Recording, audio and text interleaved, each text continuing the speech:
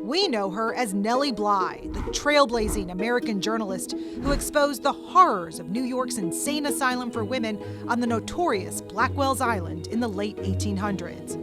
But when British writer Louisa Treger first heard Nellie's name from a friend, she had no idea who she was. She said to me, "Have you heard of Nelly Bly? She's the kind of woman you write about." And this friend knew that, first of all, I was a die-hard fan of pioneering women. And secondly, on the hunt for a subject for a new novel, I went away to research her, and I was instantly hooked. I knew I had the muse for my next book. In Treger's new novel, Madwoman, one of the first things we learn about Nellie is that her given name was Elizabeth Cochrane.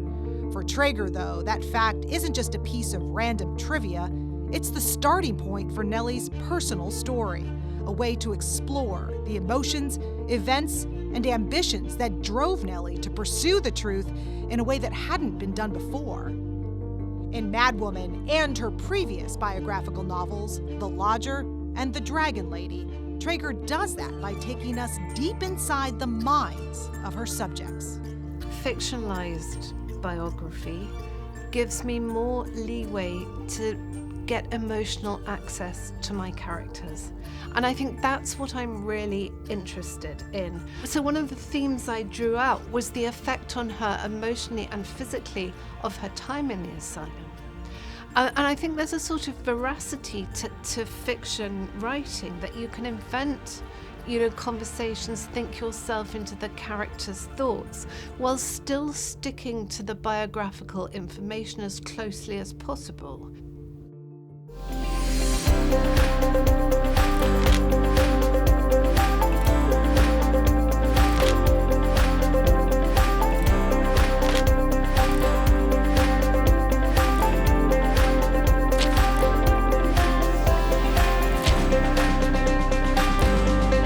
Louisa Treger, hello, thank you so much for joining us. Thank you for having me, Brenda. I'm thrilled to be here. Yeah, and you're coming to us from afar. That's right. I live in the middle of London, so quite a way. Right. Your new book is Madwoman, and just came out really within the last month. Yes, that's right. Yeah. So this is exciting, I think, also because from what I understand, is this the first time you've had an American subject for your novel? Or your novels, it's funny to say novel because they're historical, factual fiction, really, right? But yes. But they are characters and they are real people. That's right. Well, my speciality is writing about women who were trailblazers, women who struggle to conform, struggle to find their place in the world. And Nelly Bly is my first American subject. What drew you to Nellie? Well, I heard about her from a British friend, actually. She said to me, "Have you heard of Nellie Bly? She's the kind of woman you write about." And this friend knew that, first of all, I was a die-hard fan of pioneering women. And secondly, on the hunt for a subject for a new novel. And I hadn't heard of Nellie Bly. I went away to research her, and I was instantly hooked. I knew I had the muse for my next book. What caught you about her? Well, Nellie was America's first female investigative journalist, and to get her first big newspaper scoop and to be taken seriously in an industry run by men, she proposed something very daring and extreme, that she would feign madness and get committed to the notorious asylum on Blackwell's Island off the coast of New York City.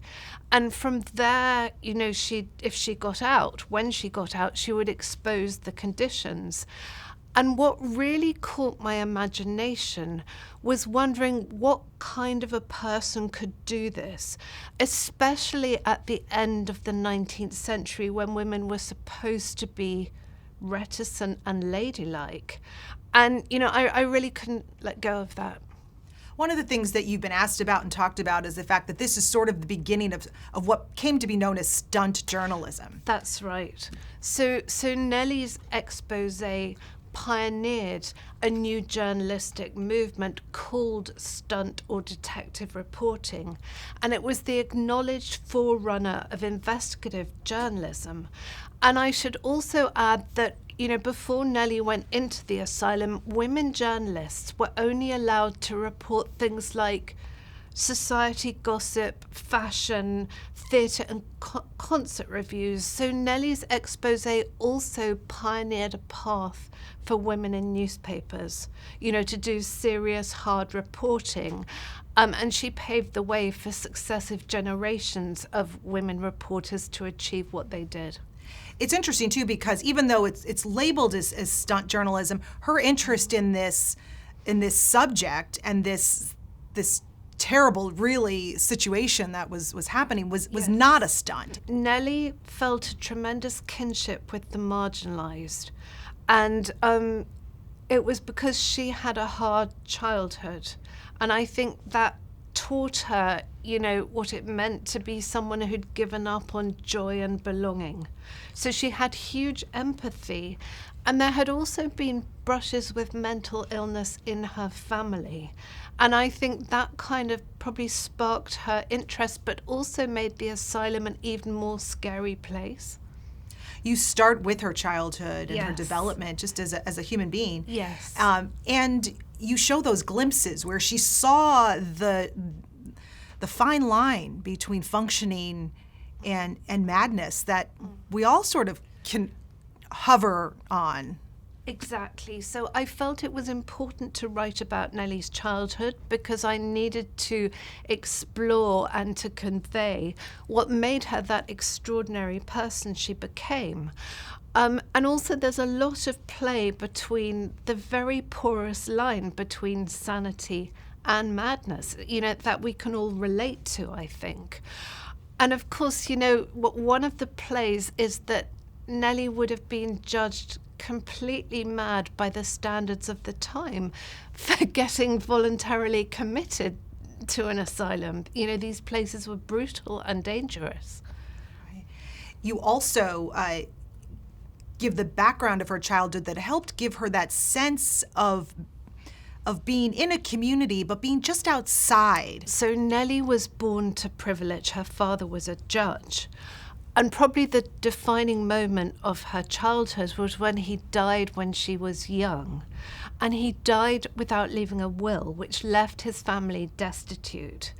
And then Nellie's mother married and then divorced a violent and abusive drunk. So not only did the family suffer this terrible abuse at his hands, but they had the disgrace of divorce.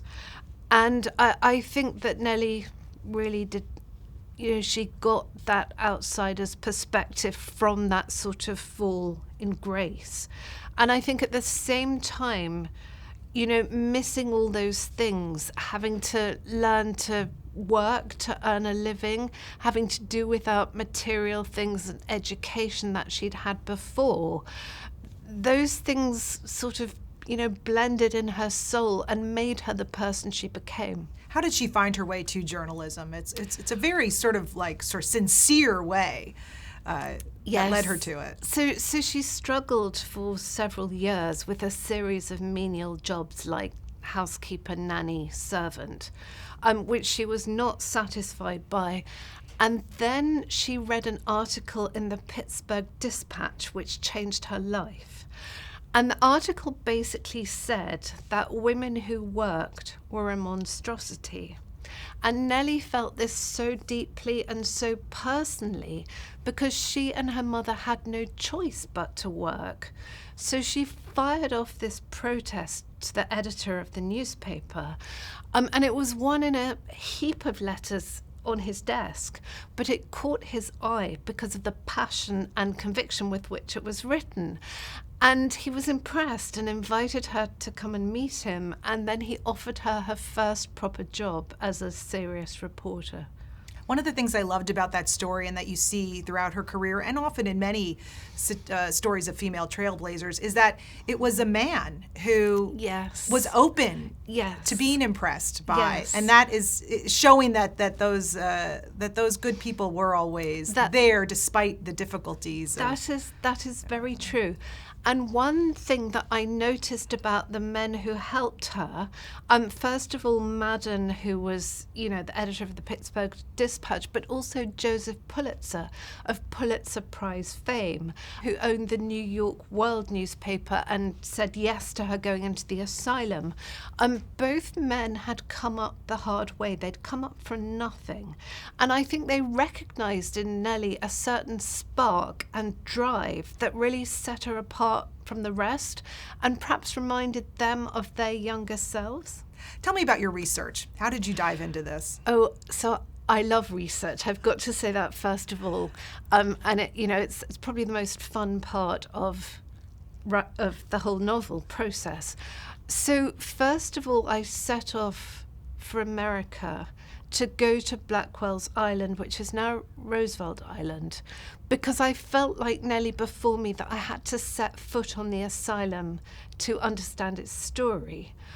So, I walked around and got my bearings, and I asked a man in his wheelchair outside his convalescent home where the lunatic asylum was, and he pointed me next door, and he didn't seem too thrilled to be next door. So I walked the site of the asylum. Now all that's left is the octagonal tower that used to be its centerpiece and has become part of a gentrified apartment block. But I looked out at Manhattan and it was tantalizingly close, and I could really feel how gut-wrenching it must have been for the women of the asylum looking out. They must have thought, surely I could make that. Yet that channel was home to fierce currents and patrol boats, so it was impassable. But that really made the whole setting come alive for me. And then the Library of Congress and the New York Public Library opened their collections, and there was really a wealth of exciting material there. Everything Nellie had written, everything that had been written about her. So I immersed myself in all of that, and the story came alive. You talked about what it was like to sort of stand where she had stood and where all of these other women had stood too. Was it haunting in a way? I found Roosevelt Island totally haunting. That although it's been gentrified and there are schools and apartment buildings and shops and people going about their lives, I couldn't shake this sad, eerie atmosphere. And in Nellie's time, the island was home not just to an asylum, but to a workhouse, a prison, and a smallpox hospital. So it was literally the place where all the undesirables were shipped off to, so that they could be out of sight, out of mind for ordinary, respectable New Yorkers. And you can't not feel that. It's interesting because you've noted in other interviews, and I definitely felt this as a reader too, it's awful to confront what humans will do to each other. Yes. So not just that these people were shipped out of sight, but the nurses and many of the doctors in the asylum were just unbelievably cruel and brutal. And you think that these women were among the most vulnerable of society. And, those people who should have been responsible for their care were abusing them. One of the most disturbing things that we see through Nellie's work in the insane asylum is what caused these women to be committed. It was a kind of a frightening pattern that she discovered.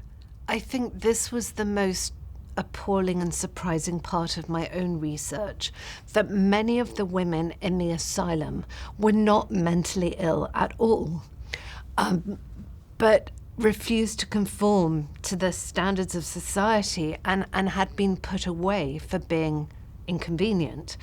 For example, there were women who refused to marry at all, or who ran off and got married without their parents' consent.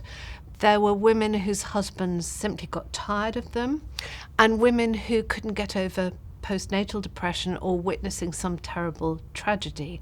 I think all it took was a GP's letter, a member of the family asking the GP for a letter, and off those women went, never to be heard from again.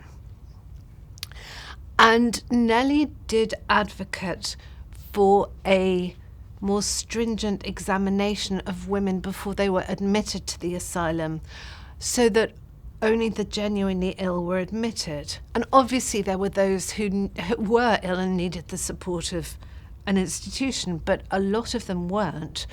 And perhaps her advocacy worked in the short term, but this is still going on. I mean, it went on in the recent present. Look at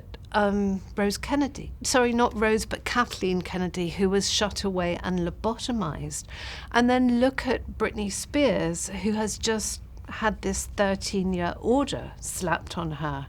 So actually it's going on in the present. And it really brought home to me why I write historical fiction, which is that, history is not a bunch of dry facts that happened a long time ago.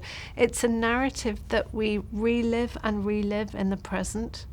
As a reader, it's hard to read what she discovered in there. And I imagine as a writer and researcher, it took me to a very dark place. And I actually wrote the first draft during London's first lockdown, of the pandemic, when we were all feeling shut up and frightened, frankly, because we didn't know what was going to happen. And I think in a way that mirrored the conditions of writing the book. You've also mentioned in some interviews that you were going through some personal upheaval at the same time. I was living with my ex-husband. We were locked in together during the pandemic, still waiting for the house to sell, the family home in a non-existent market. So, yeah, it mirrored Nellie's life story. And I mean, I wouldn't have wished that on anybody, but I think it made the writing richer. I didn't realize this until I read Madwoman. She didn't really fully know how she was going to get out of there. No, exactly. So Joseph Pulitzer said, we'll get lawyers to try and secure your release, but we can't promise. And as the days went by, as days in that bleak institution passed with no news from Pulitzer or the New York World, Nellie began to have grave doubts. She feared that maybe there'd been some legal issue and the paper couldn't secure her release and had just simply washed its hands of her. We know that she did this, and this was sort of her groundbreaking claim to fame in a way. But actually, from the beginning of her career as a reporter, she was always seeking to humanize her subjects. And that was that was new. No. That was not a part of journalism, really. And not only did she want to humanize her subjects, but she gave a voice and a face to the marginalized in society. Those who had no visibility, particularly women. And working girls. Yes. People who were in the shadows. Exactly. This is your third That's novel, right? So your right. other two, starting with The Lodger, about writer Dorothy Richardson, then The Dragon Lady, about Lady Virginia Courtauld. But this is your first American heroine. Well, I think that Nellie Bly was the most thrusting and the boldest woman I wrote about. And I think that is a New World thing. And then I really had to immerse myself in the culture, to get the language right, to get the dialogue right. And that was a challenge. My partner lives in Bucks County and he's a writer too. So he read it for me. He was my sort of, American language advisor. And every now and again he'd say to me, no, this sounds too British. So hopefully he caught all the Englishness out of it. That's true. There is a right. Yeah, you can see, especially in conversation. Right. Yes. The rhythm. Yes, Mm-hmm. Yes, very much so. And the spelling. I mean, it really is a different language. It is. That's true. But American English has an energy that I really like, and that fit Nellie. That's what I wonder too, is that just even as her personality of coming up it's such a different type of national personality in a lot of ways. Neither good nor bad, but different. Yes, different. And I think the language had to be more sort of spare and energetic as a result. And your other two subjects, and I think understanding too the subject that you're working on next, you have this knack for finding women who have done impressive pioneering things, but they're not the usual suspects that we hear about a lot. That's right. I almost fell into this theme rather than chose it. I found myself drawn again and again to women who were trailblazers and who couldn't fit into the narrow standards set by society, but all of whom achieved something remarkable. And it wasn't necessarily fame and fortune either, but No. it was, they changed things. Yes. And sometimes it's more interesting to write about those who are less well known. I think that there are so many incredible women who have just been forgotten by history. You're asked a lot about fact versus fiction and Yes. fictionalizing, and why you have Yes. chosen to sort of to write in this sort of factual fiction Yes. genre. Well, the reason is that fictionalized biography gives me more leeway to get emotional access to my characters. And I think that's what I'm really interested in. I mean, for example, Nellie wrote her own articles in this tone of plucky girl reporter whom no one could faze. And that was what she wanted to convey as an author, and almost what she had to convey, because she had to be tougher than the men. So one of the themes I drew out was the effect on her emotionally and physically of her time in the asylum. And I think there's a sort of veracity to fiction writing, that you can invent, conversations, think yourself into the character's thoughts, while still sticking to the biographical information as closely as possible. And I just want to make a point about conventional biography, which is that it's only as reliable as its sources, which are very often letters, which are not so reliable. Right. What was the reaction to this expose, and what did it change, or? It turned Nellie into a national celebrity, a sort of fiery celebrity. And her articles led to nearly $1 million extra being given for the care of the mentally ill all over the country, which was a vast sum in 1887, which was the year, it happened. But 7 years later, the asylum closed. I think things improved after Nellie, and then they slid back down, which is often the way with these reforms, and the asylum was shut down. But, Nellie did get all this money for them.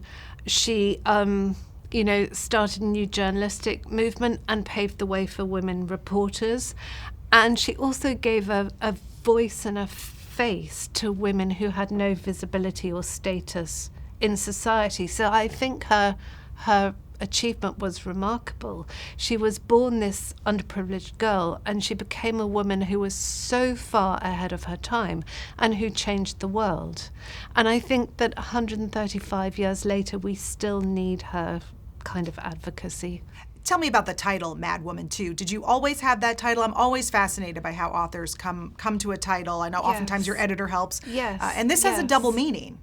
Yes. So, as I said, it's all to do with the fine line between sanity and madness, which I play on throughout the book.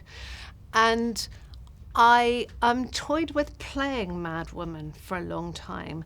And then one of my writer friends said, skip the playing, just have Madwoman. It's so much stronger. Do you find that once you've settled on a title, does that help you focus then on the... It does help me, and it doesn't really go away despite other suggestions. Right, you lock on and... Right. Once it feels right, that's it, and the rest of the book falls into place from there. You've always been a reader and a writer, but you are also a professional musician, and you started your professional career as a musician. I did. And you've talked about the similarities between the two. Well, I think there are many similarities, and not least the discipline to sit down in a room by yourself and spend hours alone honing your craft. But, music is all about listening for minute acoustic differences, which is very like, being very aware of the nuances of language. Plus, there are many parallels like rhythm, tone, alliteration, onomatopoeia, all sorts of parallels. And so I think nothing is ever wasted, and music was a very good training for becoming a writer. You also sort of raised your career while raising your children, and I think that is something I find with a lot of female authors, and it very much is intertwined with their work.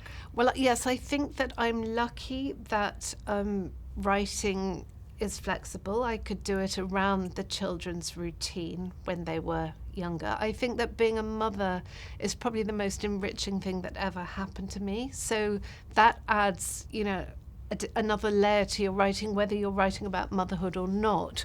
But the bad side of that was that I was so involved with the world of my book. I disappeared into it so completely that there were a lot of baths that overflowed because I forgot to turn off the taps, or I would make dinner and turn the oven on and forget to put the dinner in the oven,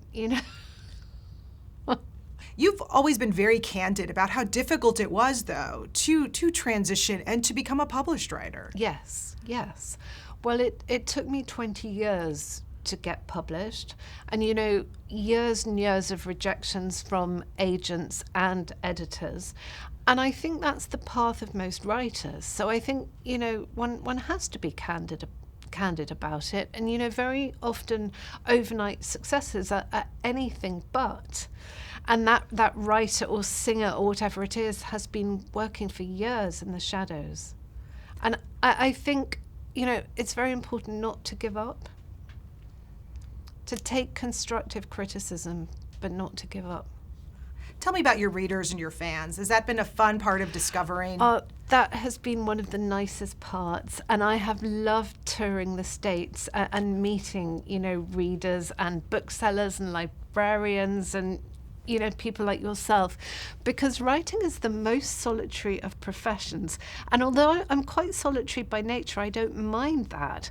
But then it's just so lovely to venture out into the world and talk to people who are interested in what you're doing and who get the book and who sometimes see things in it that you haven't seen yourself. That is lovely. And I think one of the questions that readers always have for you is, what are you doing next? So I am writing about Dora Maar, who is Picasso's lover and muse. And she's his weeping woman in all the weeping women portraits. That's what people know her for, as if tears were her most interesting characteristic. But she was a very talented and passionate and brilliant and beautiful photographer in her own right. So I'm giving her dues. Their relationship fascinated me. He's the kind of man that most women, I think, have been involved with at least once, where you feel so strongly that this is the one that you can't break away, even though they're treating you really badly. And the setting, it was Paris in the 1930s, the south of France in the 1930s. There's art, there's photography, there's all the fascinating people they mingled with. There was just so much to write about. You immerse yourselves in your subjects' lives. Do these women travel with you after that? Yes. No, they'll always be part of me. Maybe not to the extent while I'm writing. I mean, Dora Maar is stamping her foot now and saying, come away from Nelly, what about me? But I never let go of them. Louisa, thank you so much for joining us. It has been such a pleasure to talk to you. Thank you so much for having me. I love chatting to you.